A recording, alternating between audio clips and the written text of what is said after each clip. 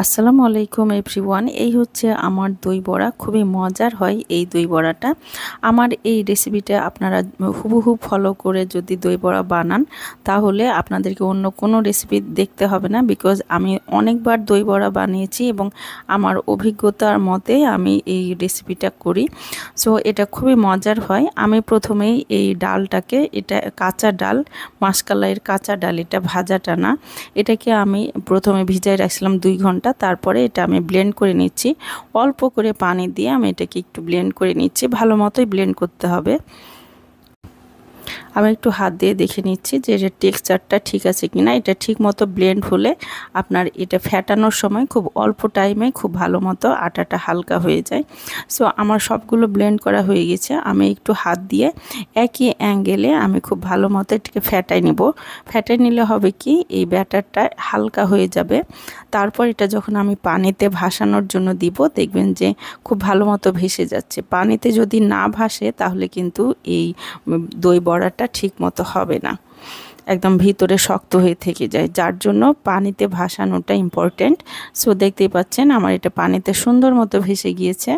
আমি ব্যাটারটাকে ব্লেন্ড করার পর অল্প একটু 1 টেবিল চামচ মতো, অল্প অল্প করে 1 টেবিল চামচ মতো টোটাল আমি একটু পানি দিয়ে ভালো মতো ফেটাইছিলাম, যাতে এই ব্যাটারটা হালকা হয়ে যায় খুব ভালো মতো। তারপর আমি একটু বড় করে আমি দই বড়াগুলো দিয়ে দিলাম।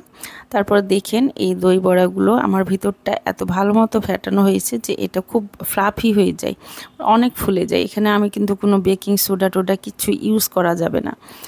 বেকিং সোডা ছাড়াই এটা খুব ভালো মতো একদম ফ্লাফি হয়ে যায় এবং অনেক বড় হয়ে যায় ফুলে। এটা ভাজার সময় এটা খেয়াল করলে দেখলে বুঝতে পারবেন। আর এটা ব্রাউন করে অল্প আঁচে ভাজবেন, কারণ ভিতর থেকে খুব ভালো মতো এটা কুক হওয়াটা দরকার। আমি খুব ভালো মতো 2 পিঠ উল্টায়ে আমি ভেজে নিয়েছি। এই যে আমার দই বড়াগুলো ভালো মতো একদম ফুলে গিয়েছে এবং ক্রিস্পিও হয়েছে খুব সুন্দর।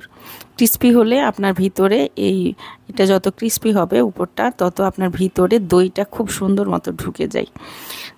এখন আমি অন্য দই বড়াগুলো দিয়ে দিলাম। সবগুলো আমার বানানো হয়ে গিয়েছে।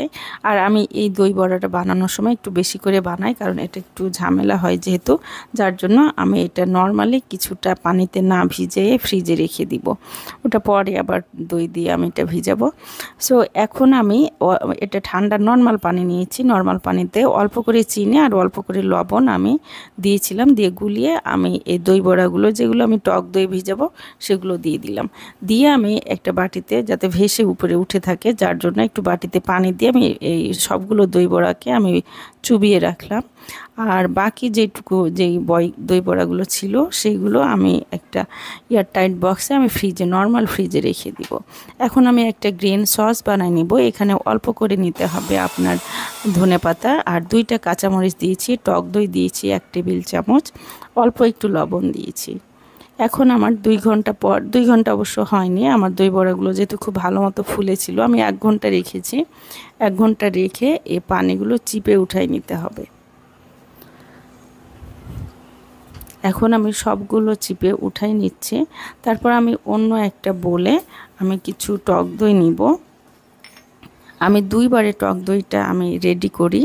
এটার কারণ হচ্ছে যে দই বড়াতে প্রথমে যেই টক দইটা, এই আড়ঙের টক দইটা যেহেতু একটু থিক, যার জন্য আমি অল্প করে টক দই নিয়ে এটার সাথে একটু পানি মিক্সড করে আর চিনি দিলাম, লবণ দিলাম, আর একটু টমেটো সস দিব, একটু গ্রিন সস দিব, দিয়ে আমি এটা খুব ভালো মতো ফেটাই নিব। আর এখানে আমি নিয়েছি চাট মশলা, মানে আমি নিয়েছি এটা চটপটি মশলা। চটপটি মশলা, চাট মশলা অলমোস্ট সেম।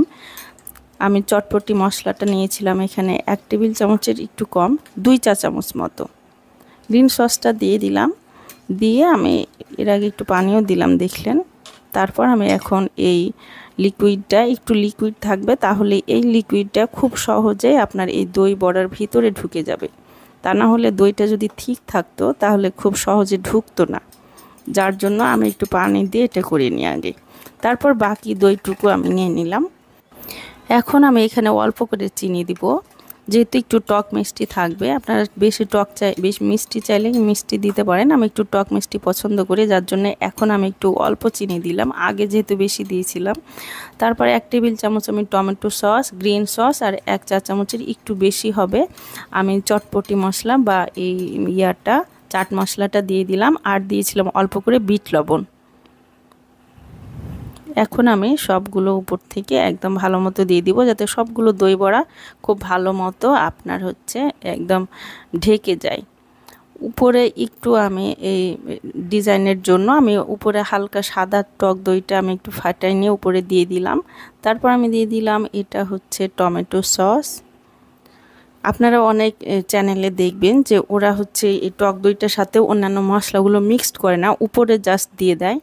আমি উপর থেকে একটু আমার চাট মশলাটা ছড়াই দিলাম, আর এখানে ভুজিয়া দেয় মানে চিকন চিকন চানাচুরটা, সেটা আমার নাই, যার জন্য আমি উপর থেকে একটু চিপস ছাড়িয়ে দিলাম, এটা জাস্ট উপরে ডেকোরেশনের জন্য। তারপর আমি দিয়ে দিলাম উপর থেকে টমেটো সস।